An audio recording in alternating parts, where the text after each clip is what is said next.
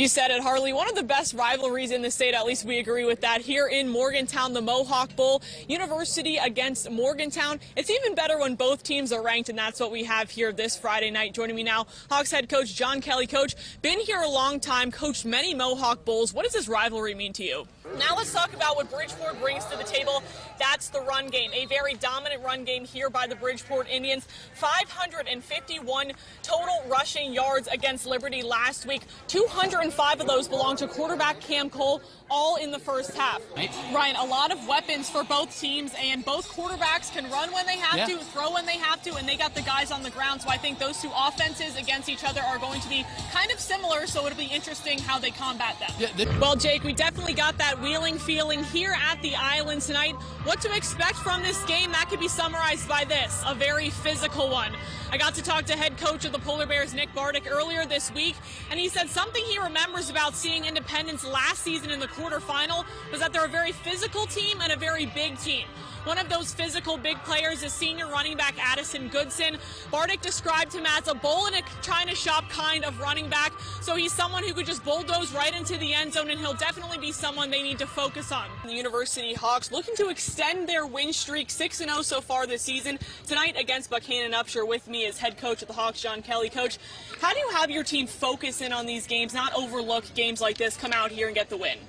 We're getting closer and closer to the Super 6 at Wheeling Island Stadium, and you can tell because it's absolutely freezing here. Abbie Backenstoe joining you live from Clarksburg ahead of a big rematch between Fairmont Senior and Robert C. Byrd. Now, the last time these two met, Fairmont Senior won, but only by 1 point, and they're confident that they could do it again. So a really exciting game here at Wheeling Island Stadium for the AA state title. Polar Bears win it.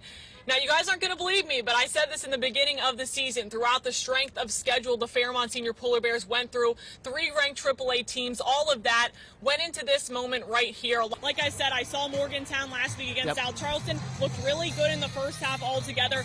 Play 4 quarters of football. That's what they have to do tonight against Bridgeport. That's right, Don. The Route 50 rivalry between Doddridge County and Ritchie County. Always a good one, and as you can tell by my shirt, it's going to be a gold rush here in West Union tonight. Joining me now, Bobby Burnside, head coach of the Bulldogs. Can you tell us a little bit more about this gold rush?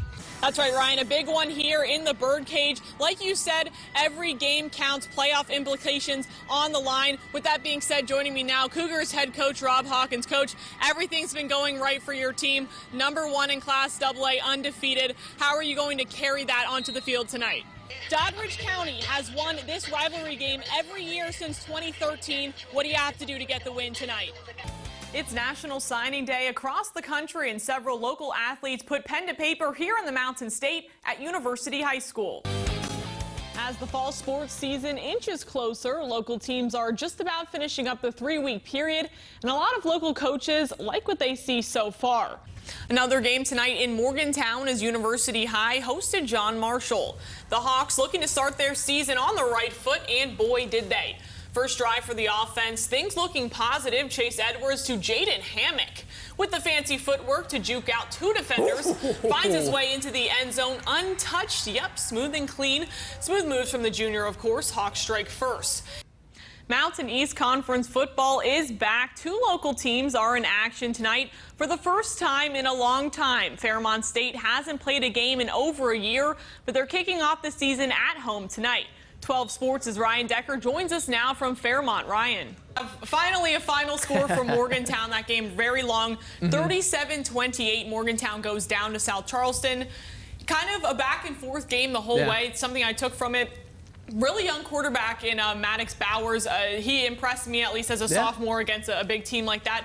Morgantown looked really good in the beginning of that game, but they need to play 4 quarters of football, and I think that's definitely something that Sean Beiser and crew are going to work on next time. Yeah, definitely. Ryan, this one, though, tonight, so great. The best thing we saw tonight, definitely the student sections. Sure. Just take a look at these. The first 2 actually come from the game I was at. Both North Marion and Fairmont Senior showed out tonight. I mean, so loud. Liberty and Grafton both coming into tonight's game with a 2-2 record, meeting in Taylor County. Happy Wednesday, everyone. Plenty of golf coverage to get to today. We'll head up to Wheeling with updates from the state tournament. But first, Ryan Decker profiles this week's Athlete of the Week, everyone's favorite youth golfer, Carson Higginbotham. I think both of those teams, obviously you were at that game, but just really interesting how it played out. I don't know what people were expecting, but we definitely expected a good one, and we definitely got that. How wide open these classes are, though, we were just talking about that. You don't really know who's going to make that top 16 really until the end of week 11. Mondays are for announcing our catch and coverage of the week winners, and the people have spoken. Winners this week won by a large margin. Let's take one more look at those nominees. After the full weekend of voting, the results are in for the catch and coverage of the year quarterfinal matchups. Only 4 of the best hands from the regular season move on. Let's start with catch of the year. University enters the postseason 10-0. They see Woodrow Wilson in the first round. 2 Ritchie County high school athletes made their college decision official today by putting pen to paper. Sophie Nelson signed to continue her basketball career at Emory and Henry College.